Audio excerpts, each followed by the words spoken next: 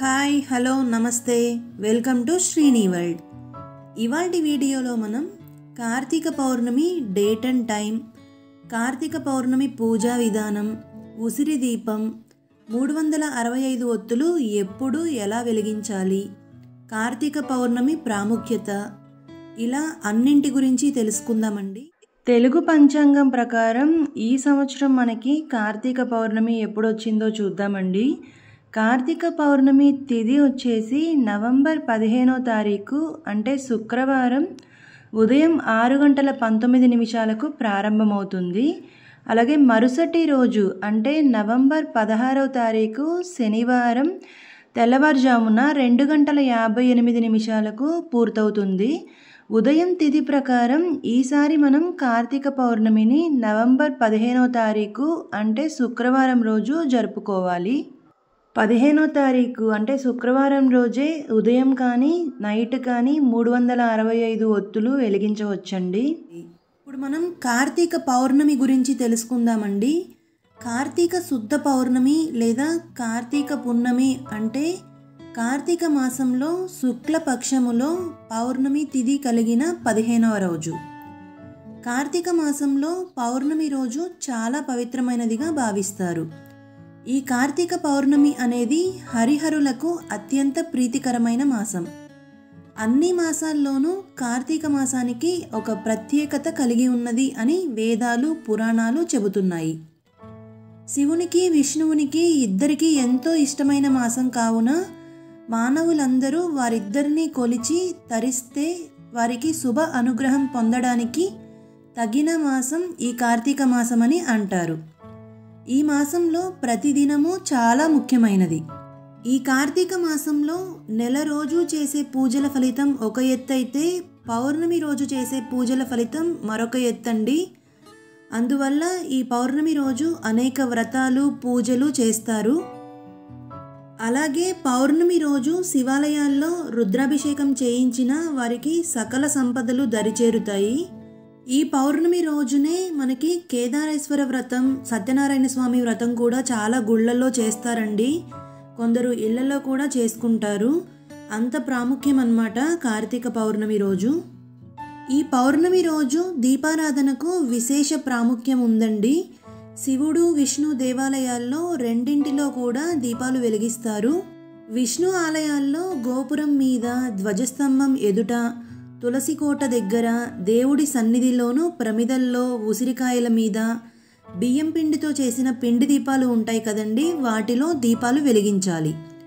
ఈ దీపాలను చక్కగా కుంకుమ పువ్వులతో అలంకరించుకొని వెలిగించాలి.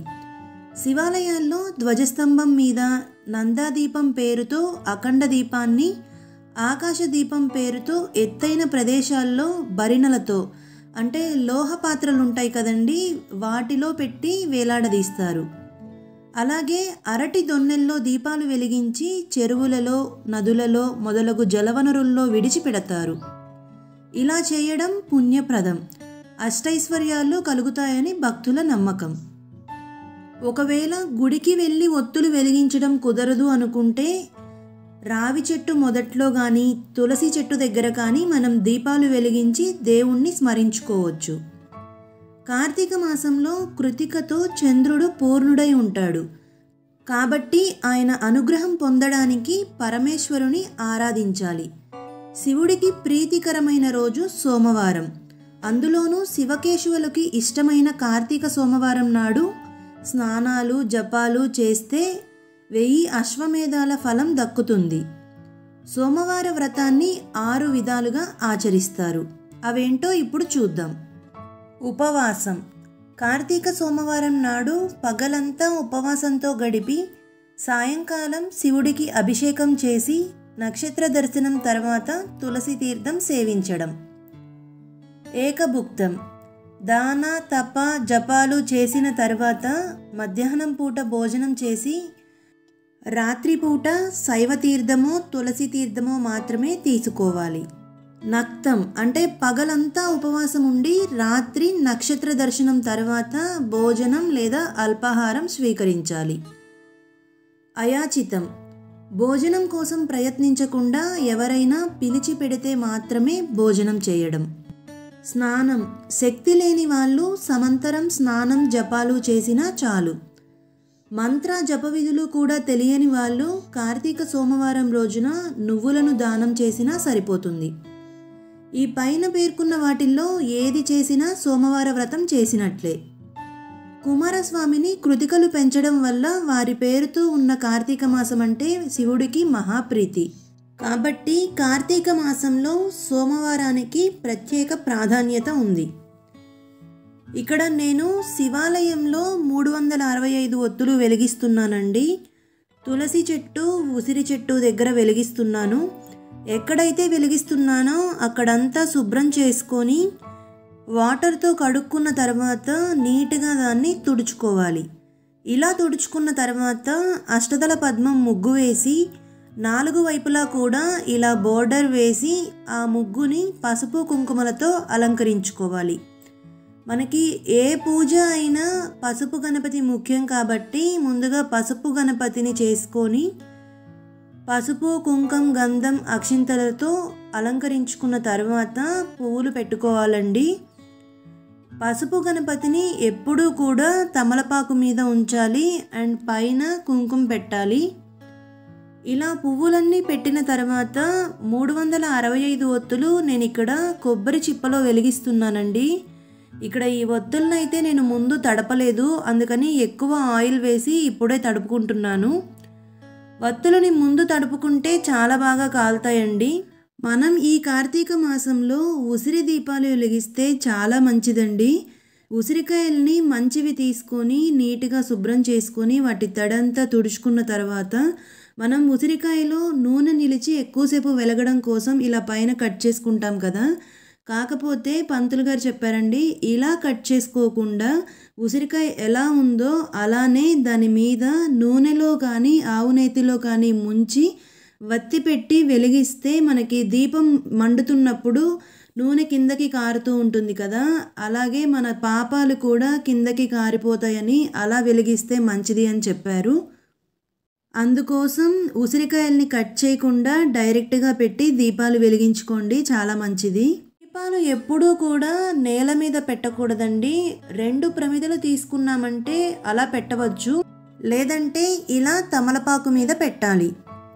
మనం దీపాలు వెలిగించే ఉసిరికాయల్ని కానీ ప్రమిదలని కానీ పసుపు కుంకంతో అలంకరించుకోవాలి. ఇప్పుడు మనం ఈ పూజకి కావాల్సిన వస్తువులేంటో చూద్దామండి.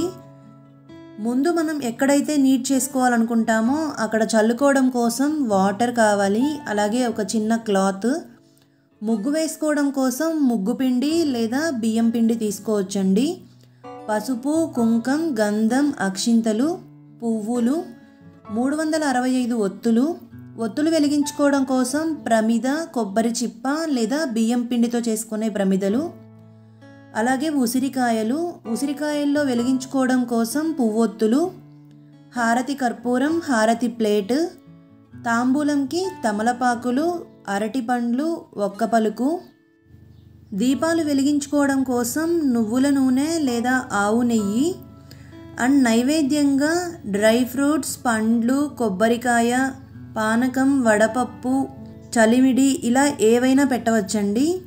అగరబత్తీలు, అగ్గిపెట్టె ఇలా అన్నీ కూడా ముందే సిద్ధం చేసుకోవాలండి, మర్చిపోకుండా.